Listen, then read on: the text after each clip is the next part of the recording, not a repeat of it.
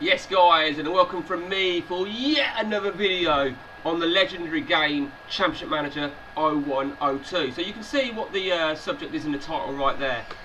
We're going to have a quick look at player comparison. Now, some people swear by it, some people couldn't give two fucks about it. And I'm probably in the middle, in all honesty. Because the bottom line is, I mean, I've loaded up my my Leeds United story game for the benefit of this demonstration. Now, and a good example here is who would be number one goalkeeper. So I'll tell you what I'll do, right? So Casillas, one of my new recruits. Let's put him as player comparison 1, and let's put Paul Robinson, who's probably going to be my number 2 or number 3 now, as number 2. So I don't know who's making this call. Let's say the assistant manager. So they're saying that Paul Robinson is better. That's the bottom line. Now they're only taking into account goalkeeping attributes. Now you may have a different perspective, or everybody may have a different perspective. So you'd feel that Chiotis is going to fucking hammer them both. So let's put Chiotis against Robinson and see what they say. Chiotis kicks his ass. 5 stars ahead of Chiotis. So what they're saying is now Chiotis is by far the best goalkeeper. So now we look at value. Chiotis is worth a mingy £3.4 million. 727. I mean, he had a better season last season for me. Casillas, you know, it's a tough one, you know. But now that, I mean, goalkeeping is quite an easy thing to really look at, because it's just straight forward positions. So let's take a look now then at right, Nikiforenko. Okay, now Nikiforenko, I've been playing him behind my striker. So let's see then. Let's have Nikiforenko and let's have Harry Kewell, because I've been playing Harry Kewell on the left of my 3-man midfield. So this is going to be an interesting heads up here. Now, bearing in mind how well Nikiforenko's been doing for me. I don't know if you know that from my previous video on the Leeds United list store. Nikiforenko has been absolutely brilliant for me. So there you see, right? They're saying to me Harry Kewell is the much better winger and a much better striker, but don't actually have. I mean, attacking midfielder. I would imagine that's what we're talking about there. That their level, which is where I've been playing him theoretically. So if I just show you, that's the attacking midfield slot right there. Now, I mean, to be honest with you, Nikiforenko has been absolutely the dog's bollocks. I mean, Kewell's done well. I mean, look at that, 2 seasons running, 788, 788. He's done extremely well. But whilst that's extremely well, that's insane. So, last season in particular, he was my top goal scorer and player of the year, and he was probably my top assist as well, to be honest with you. In fact, probably was my top assist. Oh, they both got 21 assists. 21 and 21. Oh, they both got 21 assists. You know, I didn't even realise that. So, you know, obviously what they do is they look at the striker attributes and they see who the better striker is. They look at the wing attribute. Winger, fair enough. Kewell's a left winger. Of course he's going to be a stronger left winger, because Nikiforenko don't even play in left wing. Attacking midfield, I mean, the whole time I've been having Kewell playing literally where you see it on the left of this attacking this midfield, with the arrow going forward into an attacking midfield. So I don't know. It's a tricky one. Like I said, some people don't go by this. They think it's just a complete load of bollocks, you know. So let me put now then. Let's have Karagunas. Let's have Karagunas against Nikiforenko. Now, Karagunas, remember, is only an AMC. Nikiforenko is AMC / forward. Now you're saying Nikiforenko is a better striker. Well, that makes sense, because Karagunas is not a forward or a striker. So that does make sense. So for me, this particular heads up, striker should be not applicable, because, you know, I think it's a stupid thing personally. So centre mid would be centre. I don't even want, you know, centre mid would be, they're saying level, so you'd have them as attacking midfielder, so on and so on and so on. Let's take a look now then. Now, this is the interesting thing. We all know who Maximin Sigalko is, don't we? And people say, right, people have said before the scouts don't recommend Sigalko. They say he's not a good player. But we all know Maximin Sigalko is a beast player. You get the odd few saves where he don't produce like he can do. But the reason the scouts are saying that he's not good enough is because of the player comparison. And we're going to check that right now. There you see, they say Alan Smith is better by 2 stars. They're both the same. Now, in all honesty, right, I agree.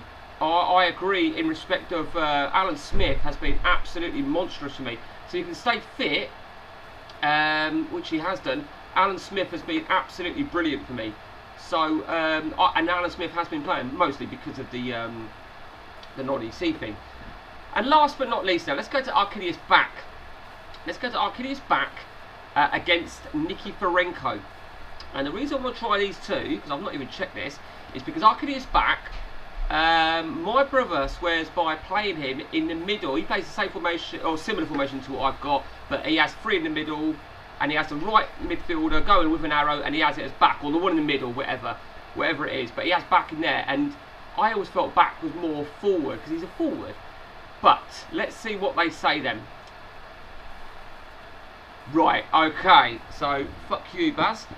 So they say Nikiforenko is a better forward, Nikiforenko is a better attacking midfielder, Nikiforenko is a better midfielder. I mean, in all fairness, right, that could be down to Nikiforenko has developed amazingly over 2 seasons, whereas Arkadiusz Bak hasn't had the sort of games he would have wanted. So that in terms of player comparison, like I said, some people couldn't give a shit, you know. If you match up Mark Kerr against Lee Bowyer, wherever Lee Bowyer is, Lee Bowyer will smash it. You can just tell. You don't need a guy to see who the better player is. But it ain't about attributes. It's about performance, in my opinion. Clearly, it is. Right. Okay. Let's take Riyad very, very quickly. Now, Riyad. Somebody asked me yesterday on my Leeds United love story, where do you play Riyad? Now, it's an interesting one because he looks good, don't he? He's got a lot of 20s or close to 20s, creativity, dribbling, agility, acceleration, pace, flair, influence, technique, set pieces, even the additional attributes over there.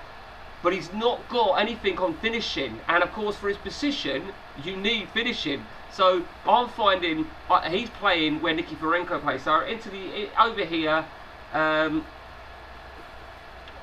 you know. I don't know if he's going to make it, to be honest with you, particularly since I purchased Mido in this particular game. So, you know, Robbie Keane, where would you play Robbie Keane? I played him up top for a while last season because he's got a lot of attributes that would make him a striker. You look at his finishing, you know, if you've got a striker, so Robbie Keane, now I sold a player on this game, Claudio Lopez. Now look at Claudio Lopez, he's also a forward. But I weren't playing him as an out-and-out striker. He's not got that well, he has got the finishing, but it's not really above 16. It needs, in my little fantasy world, it needs to be above 16. That is just my opinion from an attribute perspective. And one more quick thing. I'm just going to quickly go back to central defence minutes. So let me just put. Let's go to Rio Ferdinand and Ayala, 2 defenders in this particular save that have pissed me off a little bit. So let's use the comparison on them bastards. So they're saying Rio Ferdinand's a better. Well, again, they're going to say Ayala's a better sweeper because he's a sweeper. Ferdinand's not. Fucking dicks. But it really is a case of, I mean, in all fairness, if you looked at them, but it is about, I mean, Ferdinand 685 in 20 games. Ayala 704 in 54 games. It's common sense, really, but if you've got, if you're really torn between 2 players, I mean, look, right, okay, I will finish. So Okoronkwo, I'm not sure about him being a left back. I'm really not sure whatsoever. He played at left back for me most of last season. 790, amazing season. But I'm not convinced. See, he don't look like a. I don't know. Maybe I'm wrong. Maybe I'm being a cunt. So I'll tell you what we'll do. Ian Hart, where is it? Ian Hart. Now he's a natural left back, as in that's his only position. So let's see what they say for Ian Hart, and I've got an idea what I'm going to do after this. So in terms of a left back, okay, I'll give you that Okoronkwo. You're saying that he's a much better fullback. That is absolutely fine. So, which brings me to the next person, Rustico. Rustico. Now he and he plays along the back line as well. So this is a much better balance of a perspective here. So let's see. And there you see, you know, they're telling me Rustico's a better centre half. Rustico's a better fullback.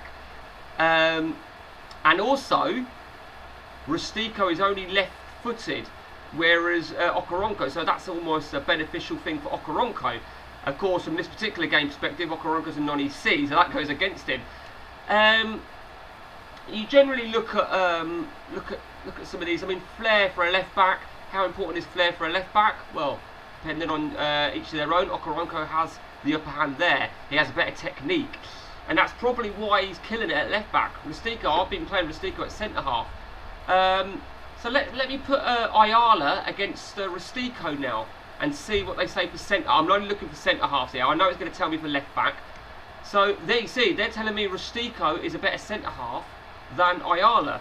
So if you need some, I don't want to say support, but if you think, shit, I'm torn between the two, you know, use it. I mean, sometimes I use it, sometimes I don't. I tend to use it when I'm got a little bit of a, you know, when you think I can't quite pinpoint whether I should. I mean, in this particular game, I'm having Cannavaro play. I am having Zanetti play. When I brought Cannavaro, I was insistent in my own little world that I wanted Ayala to play, but you can tell Ayala's fucking, he's not done it. I mean, two key attributes of me in defence is position and tackling, but it clearly it isn't just about that. I mean, Cannavaro is a fucking monster. So I mean, let's just put him up against Rustico quickly, Ndiaye, before we quickly conclude. Okay, well, we knew Ndiaye would be given the defensive midfield slot because he is a defensive midfielder, but you can see they're telling me that Ndiaye and Rustico are both par on being a centre back.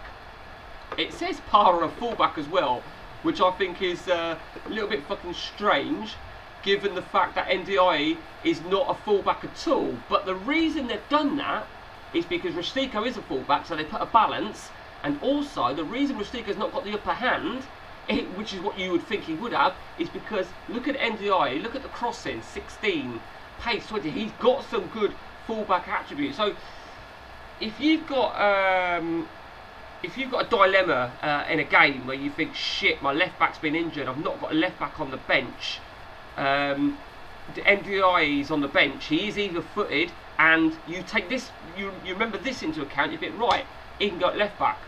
It's not ideal, but, you know, I mean, he looks a fucking monster, to be fair, and I didn't even know that, to be honest with you. He's got finishing as well, so, you know, he's got finishing, so it's an interesting one.